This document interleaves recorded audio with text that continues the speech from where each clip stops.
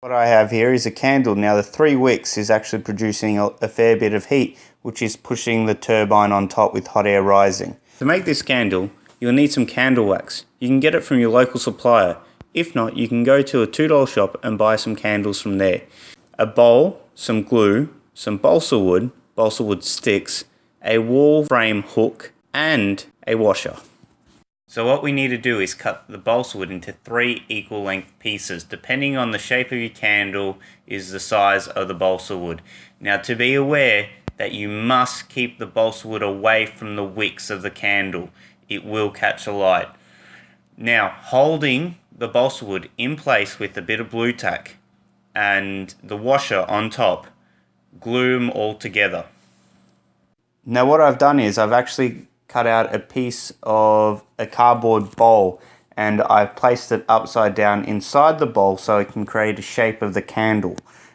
Later on what I'll do is I'll pour some wax in and run it lightly around to seal the paper bowl and the bowl in place. You want to pour the majority of the candle wax all in one hit. It will have a smoother finish. Also, it's very important to know that this is balsa wood on top of a candle. So be very cautious of actually lighting this up, especially if you haven't set up this candle properly with the appropriate gap. You can use also other material for the stands, like copper or a metal framing of some sort to prevent it catching on fire. So what I'm doing first is I'm cutting the top turbines. I'm using a ruler, so I'm cutting just under 1 inch by 4 inch and then taking ½ an inch off to give it a nice blade shape. Then I'm using a piece of blue tack to angle it at a 45-degree angle and then gluing them all in place. After that, I'll put a few layers of cardboard on top of the first set of blades after they've dried and put the second layer of turbines, cutting them slightly shorter at 3½ inch this time. So next stage is to melt down your candle wax. I am going to put it in a plastic container and boil it in a pot of water. Be careful not to get the wax too hot. It could catch light. You can also use other methods like the microwave, but once again, be careful. It does take a long time to melt down wax, so be patient. Try not to overheat the wax at the start. Now, as you can see in the bottom of the bowl, I've already pre-put some wax in there and spun it around to hold the first of the cardboard layer down. So the next layer I'll fill straight up to the top without it leaking out the side to get my preferable shape.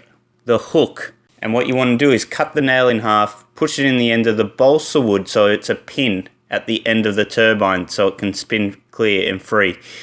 Now the other half, you want to straighten it all up, and if you can, grab a nail and puncture a little dint in the bottom of it, and that'll let the nail sit in that, and then glue it to the bottom of your washer to let it free spin. You might need to take a few tries of lining it up because the more straighter this is, the more easier the turbine will flow.